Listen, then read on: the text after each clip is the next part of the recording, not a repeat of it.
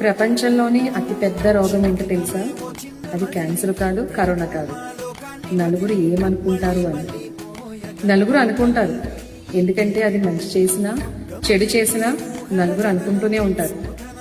ఈ రోజు అన్నవాడు రేపు పొద్దున్న నీ ఇంటి అద్దె కట్టడు. నువ్వు తిన్నావా లేదా అనేది పట్టించుకోడు. నువ్వు బతికావా చచ్చావా అనేది పట్టించుకోడు. నీకు బాగోపోతే కనీసం నీ ఇంటికి వచ్చి నేను పలకరించడు. నోర్లు ఉన్నాయి కదా జనాలకి, మరి ఏదో రకంగా ఉపయోగించాలి కదా. సో అది మనకి మంచిదైతే తీసుకోవడం, చెడు అనిపించింది అనుకో, భగవంతుడు మనకి 2 చేతులు 2 చెవులు ఇచ్చాడు కదా, ఆ చేతులతో చెవులు మూసుకుని కుక్కలు ఉంటాయి కదా, సో ఆ కుక్కలు అలాగే మురుగుతాయని చెప్పి మనం పక్కకి వెళ్ళి మనం చేయాల్సిన మంచి ఏదైతే ఉందో మంచి చేయడం. నేనైతే అదే చేస్తాను. నా గురించి ఎవరైనా మాట్లాడుకుంటే కుక్కలు మురిగాని నా 2 చేతులతో చెవులు మూసుకుని జంప్ అయిపోతాను. నేను చేయాల్సిన మంచి ఏదైతే ఉందో అదే చేస్తాను నేను. మరి మీరేం చేస్తారు? అలాగే చెవులు మూసుకుంటారా, లేదంటే బాధపడుతూ కూర్చుంటారా? కామెంట్ చేయండి.